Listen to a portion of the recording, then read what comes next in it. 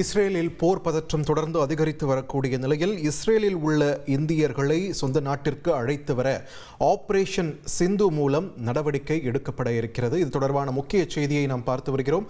கூடுதல் விவரங்களை வழங்க இணைகிறார் எமது செய்தியாளர் பாரதிராஜா.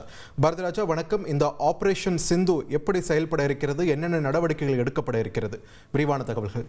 கண்டிப்பாக ஈரான் மற்றும் இஸ்ரேல் இடையேயான ஒரு பதற்றமான சூழல், இரு நாடுகளும் ஒரு போர் மேகத்தில் திகழ்ந்து வருகிறது. தினசரி ஏவுகணை தாக்குதல் என்பது தொடர்ந்து வருகிறது. குறிப்பாக இஸ்ரேல் மீதான தாக்குதலும் ஈரான் மீதான பதில் தாக்குதலும் அதிகரிக்க தொடங்கியிருக்கிறது. இதன் காரணமாக ஆபரேஷன் சிந்து மூலம் ஈரானில் இருந்து 110 பேர் இந்தியா அழைத்து வரப்பட்டனர். இவர்கள் ஈரானின் அர்மேனியா வரை தரை மார்க்கமாக அழைத்து வரப்பட்டு அர்மேனியாவிலிருந்து இந்தியாவிற்கு விமானம் மூலமாக அழைத்து வரப்பட்டார்கள். இந்த நிலையில இஸ்ரேலில் இருக்கும் இந்தியர்களை பாதுகாப்பாக இந்தியா அழைத்து வர ஆபரேஷன் சிந்தூர் மீண்டும் தொடங்க இருக்கிறது. இதற்காக டெல் அவீவில் இருக்கும் இந்திய தூதரகத்தை தொடர்பு கொள்ளலாம் அங்கு இருக்கும் இந்தியர்கள் என தெரிவிக்கப்பட்டிருக்கிறது. விருப்பம் உள்ளவர்கள் அங்கு பதிவு செய்தால் அவர்களை பாதுகாப்பாக இந்தியா அழைத்து வர நடவடிக்கை எடுக்கப்படும் என மத்திய வெளியுறவுத்துறை தரப்பில் தெரிவிக்கப்பட்டிருக்கிறது. அது மட்டுமல்ல, இணையத்தில் கூட அவர்கள் பதிவு செய்யலாம் என்றும் குறிப்பிடப்பட்டிருக்கிறது.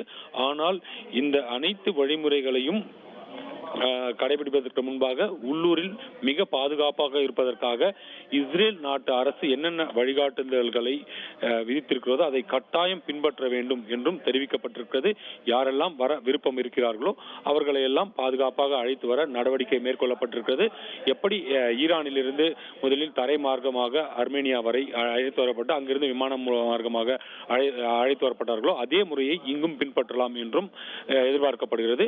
தற்போதைக்கு இஸ்ரேலில் இருக்கும் இந்தியர்களை பாதுகாப்பாக கொண்டு வர தேவையான அனைத்து நடவடிக்கைகளையும் மத்திய வெளியுறவுத்துறை அமைச்சகம் மேற்கொண்டு வருகிறது. நன்றி பாரதிராஜா, உங்கள் விரிவான தகவல்களுக்கு.